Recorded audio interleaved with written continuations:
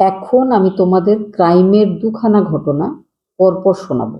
দুটো ঘটনাই আমার একটু অবাক করার মতো ঘটনা মনে হয়েছিল।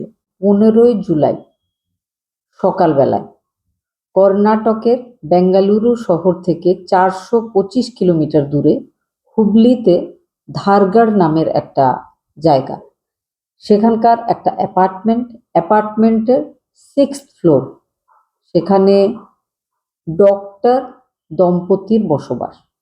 ভদ্রলোক যার নাম কিরণ, তিনি একজন অ্যানেস্থেসিয়া স্পেশালিস্ট। তার মানে হচ্ছে যে যখন অপারেশন করা হয় ওই রুগীকে অজ্ঞান করার জন্য যে ডাক্তার দরকার তাকে অ্যানেস্থেসিয়া স্পেশালিস্ট বলে।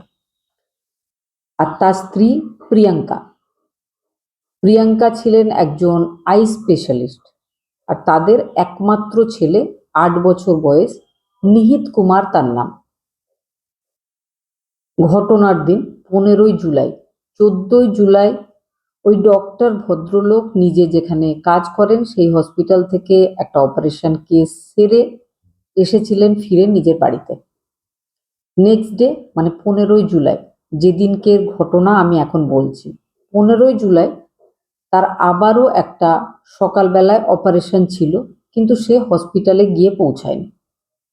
হসপিটালের লোকজন অপেক্ষা করছিল তার। এবার তারা বারবার কল করছিল সেই ভদ্রলোককে, সেই অ্যানেস্থেসিয়া স্পেশালিস্ট ডক্টরকে। তো তিনি ফোন রিসিভ করছিলেন না। হঠাৎ করে তার স্ত্রী কিরণ ফোনটা রিসিভ করে বলেছিলেন যে তিনি এখন রেস্ট করছেন, তিনি হসপিটালে যাবেন না। এই কথা বলে তিনি ফোনটা রেখে দিয়েছিলেন। এবার তার হসপিটালে অপারেশন আছে, অ্যানেস্থেসিয়ার ডক্টর হিসাবে তিনি কাজ করবেন, তিনি না এলে কিভাবে চলবে। তারা অবাক হয় যে ডক্টর কিরণ তো জানতেন যে আজকে মর্নিংয়ে তার ডিউটি আছে, তিনি আসছেন না কেন, এইভাবে চলবে কি করে, তিনি রেস্ট করছেন। এবার হসপিটাল থেকেই একজন এসেছিল তার ব্যাপারে খোঁজ নিতে। তার ওই অ্যাপার্টমেন্টে সে গেছিল 6th ফ্লোরে, দরজাটা কিন্তু খোলাই ছিল। সে দরজা দিয়ে ভেতরে ঢুকেছিল, যেটা সে দেখেছিল সে অবাক হয়ে গেছিল। সে ছুটে বাইরে বেরিয়ে এসেছিল। তারপরে সে চিৎকার করেছিল, চিৎকার করতে আশেপাশের কিছু লোকজন এসে জড়ো হয়। এবার সবাই মিলে ওই ডক্টর দম্পতির ফ্ল্যাটের ভেতরে ঢুকেছিল। কেন অবাক হয়ে গেছিল, কি দেখেছিল তারা, সেটা হচ্ছে ডক্টর দম্পতির যে ফ্ল্যাটের ভেতরে একটা ফ্ল্যাট বেডরুমের দরজাটা খোলা, সেখানে যারা জমা হয়েছিল তারা গিয়ে দেখে সেই ভদ্রলোক, যিনি অ্যানেস্থেসিয়া স্পেশালিস্ট ডক্টর কিরণ, তিনি নিজের খাটে রক্তাক্ত অবস্থায় উপুড় হয়ে পড়ে রয়েছেন। তাকে ওই অবস্থায় দেখার পর আরও একটা বেডরুম, সেখানে লোকজন যায়, সেখানে গিয়ে তারা আরও অবাক হয়েছিল। তারা দেখেছিল ওই ভদ্রমহিলা ডক্টর কিরণের স্ত্রী ডক্টর প্রিয়াঙ্কা, যিনি একজন আই স্পেশালিস্ট, তিনি নিশ্চিন্তে শুয়ে শুয়ে নিজের ফোনে রিলস দেখছিলেন। সব লোকজন যখন সেখানে জড়ো হয়েছিল তিনি উঠে বসেছিলেন, কিন্তু অদ্ভুত ছিল তার রিয়াকশন। তিনি একদম সহজভাবে লোকজনের দিকে তাকিয়েছিলেন। তাদের মধ্যেই কেউ একজন তার ভিডিওটাও করেছিল। এই ভিডিওটা বর্তমানে সোশ্যাল মিডিয়াতে ভাইরাল হয়েছে। আরও একটা কথা যেটা কিন্তু আরও অবাক করার মতো, সেটা হচ্ছে যে ওই মহিলা যে খাটে শুয়ে শুয়ে রিলস দেখছিলেন তার ঠিক নিচে নামার জায়গায় সেখানে পড়েছিল তাদের 8 বছরের ছেলে নিতিন। নিতিনকে ধারালো ছুরি দিয়ে 8 বার আঘাত করা হয়েছিল। যে বাবা ডক্টর কিরণ, তাকে আঘাত করা হয়েছিল 18 বার। তবে ভদ্রমহিলা হয়তো জানতেন না নিতিন তখনও বেঁচে ছিল। পুলিশের টিম তাড়াতাড়ি নিতিনকে হসপিটালে নিয়ে গিয়ে পৌঁছেছিল, তার ট্রিটমেন্ট চলেছিল। নিতিন কিন্তু আস্তে আস্তে সুস্থ হয়ে উঠেছিল। পুলিশ এবার তদন্ত শুরু করে, সিসিটিভি ফুটেজগুলো দেখেছিল। সিসিটিভি ফুটেজে বাইরে থেকে ডক্টর কিরণ নিজের বাড়িতে 14ই জুলাই বিকেলবেলায় ঢোকার পরে আর অন্য কেউ আসেনি বা বাইরে বেরিয়ে যায়নি। যে ঘটনা ঘটেছে তার মানে ওই ঘরের ভেতরেই ঘটেছে, আর যে ঘটিয়েছে সেও ওই ঘরের ভেতরেই রয়েছে। এটা পুলিশ টিম বুঝতে পারে যে ভদ্রমহিলা আই স্পেশালিস্ট, তার সাথে তার হাজবেন্ডের এটা ছিল দ্বিতীয় বিয়ে। এটা পরবর্তীকালে জানা যায়। ডক্টর কিরণ আর ডক্টর প্রিয়াঙ্কা দুজনেরই এটা ছিল সেকেন্ড ম্যারেজ। তারা যে যার নিজের প্রথম ম্যারেজ থেকে ডিভোর্স নিয়েছিল। গত 2-3 বছর আগে তাদের বিয়ে হয়েছিল। আর ডক্টর কিরণের নিহিত নামের ওই ছেলেটি, যার বয়স বর্তমানে 8 বছর, সে তার প্রথম পক্ষের সন্তান। তিনি কেস করে নিজের সন্তানকে নিজের কাছে রেখেছেন। তার যে অরিজিনাল মা, তার সাথে তিনি পাঠাননি। তার মা ঠিকঠাক মানুষ করতে পারবে না, তাই জন্য ডক্টর বাবা নিজের কাছে নিজের প্রথম পক্ষের সন্তানকে রেখেছিলেন। দ্বিতীয় পক্ষের স্ত্রী ছিল এই ডক্টর কিরণ, আই স্পেশালিস্ট। হাজব্যান্ড ওয়াইফের মধ্যে সবসময় সম্পত্তি নিয়ে একটা ঝামেলা চলতো। সেই ঝামেলার ফলাফল হিসাবেই দেখছে পুলিশ টিম এই ব্যাপারটাকে।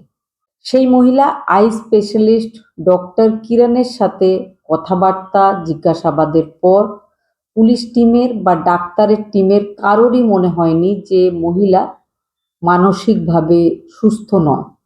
মহিলাকে একদম সুস্থ বলেই মনে হয়েছে। ওই মহিলা ডক্টরের যখন মেডিকেল চেক আপ হয়েছিল, তার শরীরের মধ্যে অতিরিক্ত মাত্রায় ইনসুলিন পাওয়া গেছে। ইনসুলিন মানে হচ্ছে যারা সুগার পেশেন্ট, সুগারটা অত্যধিক বেড়ে গেলে সেটাকে ঠিকঠাক লেভেলে আনার জন্য ইনসুলিনের একটা উপযুক্ত মাত্রায় ইনজেকশন নিতে হয়।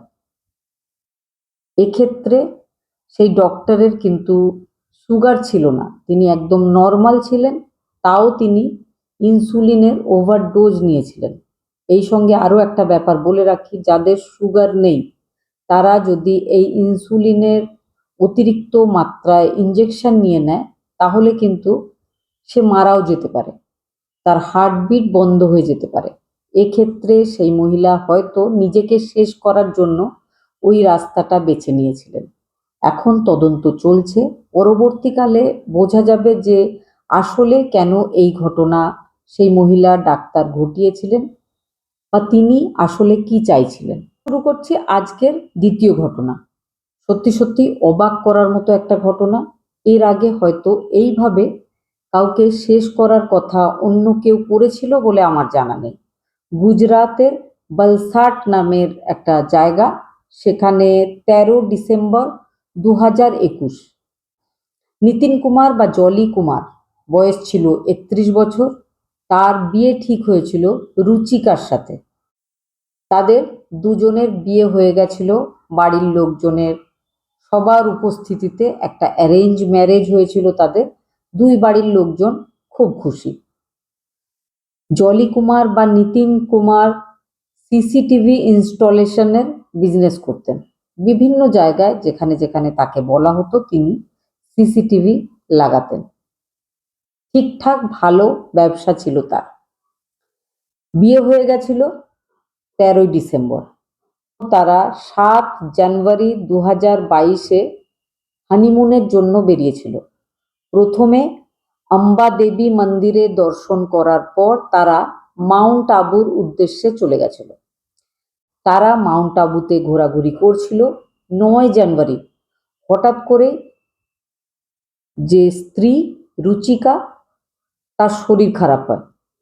সেখানকার সরকারি হসপিটালে তার হাজবেন্ড তাকে নিয়ে গেছিল। তার বমি, তার পেট ব্যথা হচ্ছিল, তাকে হসপিটালে ভর্তি করা হয়। তবে ডাক্তাররা কোনো ট্রিটমেন্ট করতে পারার আগেই, বিয়ের পরে তখনও কিন্তু 1 মাস কাটেনি, বিয়ের পর 26 দিন কেটেছিল, 27তম দিনে রুচিকা মারা গেছিল। রুচিকার হাজবেন্ড এতটা কান্নাকাটি করছিল যে তাকে ধরে রাখা যাচ্ছিল না। সে নিজের বাড়ির লোকজন, শ্বশুর বাড়ির লোকজন সবাইকে খবর দিয়েছিল। সবাই সেখানে সেই সরকারি হসপিটালে গিয়ে পৌঁছেছিল। নিতিন একা ছিল, সে কি করবে, কি করা উচিত সেটা সে বুঝতেই পারছিল না। যাই হোক, বাড়ির লোকজনরা সেখানে গিয়ে পৌঁছায়। এবার তারা বডিটা নিয়ে এসেছিল পোস্টমর্টমের পর। তারা নিজেদের এরিয়াতে এসে দাহ কার্যটা করেছিল। সব ঠিকঠাক হয়ে যায়। রুচিকা মারা যাওয়ার পরে যে যে আচার অনুষ্ঠানের দরকার তাদের ফ্যামিলির মনে হয় সেগুলো হচ্ছিল। সব লোকজন, রুচিকার বাড়ির আত্মীয়রা বা জলি কুমারের বাড়ির আত্মীয়রা, সবার খুব মন খারাপ। সবার মনে হচ্ছে যে জলির ভাগ্য কত খারাপ। জলির স্ত্রী এই কদিনের মাথায় চলে গেছে। জলি কারোর সাথে কথা বলছিল না, তার মনটা এতটাই খারাপ। 1 মাসের মধ্যেই তাদের মধ্যে এতটা গভীর সম্পর্ক তৈরি হয়েছিল।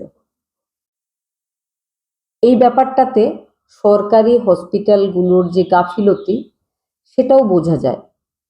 সাধারণত পোস্টমর্টম যে রিপোর্ট, যেটা প্রাথমিক রিপোর্ট, সেটা কিন্তু 24 ঘন্টার মধ্যেই বাড়ির লোকজনদেরকে দিয়ে দেওয়া হয়। আর বাকি যেটা আরো একটা রিপোর্ট হয় সেটা 3-4 দিনের মধ্যে এসে যায়। কিন্তু রুচিকার মারা যাওয়ার ক্ষেত্রে সেই পোস্টমর্টম রিপোর্টটা এসেছিল 33 দিন পরে, 1 মাস 3 দিন পরে। সেই রিপোর্টে যেটা ডাক্তার লিখেছিল রুচিকার মৃত্যুর কারণ, সেটা দেখে মেয়ের বাড়ির লোকজন, ছেলের বাড়ির লোকজন অবাক হয়ে গেছিল। সেটা ছিল রুচিকার পুরো গলাতে পাতায় ভর্তি ছিল।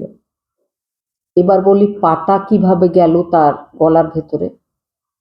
জোর করে ঠেলে ঠেলে তার গলাতে পাতা ঠুসে দেওয়া হয়েছিল। এমনভাবে পাতাগুলোকে গুঁজে দেওয়া হয়েছিল যে তার নিঃশ্বাস বন্ধ হয়ে গেছিল। এই ঘটনা ঘটাবার পর মৃত্যুটা কনফার্ম হয়েছে কিনা জানার জন্য তার হাজবেন্ড বালিশ চাপা দিয়েছিল তার মুখে। আর যে পাতাগুলো তার মুখে ঠেলে ঠেলে ঢুকিয়ে দেওয়া হয়েছিল, সেই গাছেরই একটা সরু পাতলা সুতোর মতো ডাল দিয়ে হালকাভাবে গলাতেও ফাঁস লাগিয়ে টেনে দেওয়া হয়েছিল, যাতে কোনো দাগ না থাকে, কেউ বুঝতে না পারে। এবার পুরোপুরি 2 বাড়ির লোকজন বুঝতে পারে যে এই ঘটনাটা জলি কুমার ঘটিয়েছে। জলিকে অ্যারেস্ট করা হয়, জিজ্ঞাসাবাদ হয়। তখন জলির কাছে পুলিশ জানতে পেরেছিল যে সে এই যে ইউনিক একটা পদ্ধতি যেটা সে বের করেছিল স্ত্রীকে মারার জন্য, সেটা সে কোথা থেকে শিখেছে। তো সে বলে সে নিজে নিজেই ভেবেছিল যে কিছু খাবার খেলে যেমন হজম হয়ে যায়, তো স্ত্রীর মুখ দিয়ে যদি পাতা, সবুজ কাঁচা পাতা ঠেলে ঠেলে ঢুকিয়ে দেওয়া হয় তাহলে কিন্তু সেগুলো একটা সময় হজম হয়ে যাবে, পোস্টমর্টমে কিছুই বুঝতে পারা যাবে না। কিন্তু এক্ষেত্রে তেমনটা হয়নি। পাতাগুলো এত বেশি পাতা ঠেলে ঠেলে মুখের ভেতর ঢুকিয়ে দেওয়া হয়েছিল যে সেটা পেট পর্যন্ত পৌঁছায়নি। তার আগেই কিন্তু নিঃশ্বাস বন্ধ হয়ে গেছিল, মারা গেছিল রুচিকা। রুচিকা একটা মেয়ে যে নতুন সংসার করার জন্য কত স্বপ্ন সাজিয়ে নিজের হাজবেন্ডের বাড়িতে গেছিল, হাজবেন্ডের সাথে হানিমুনে গেছিল, অনেক আনন্দ করছিল। কিন্তু হাজবেন্ড করছিল অন্য প্ল্যান।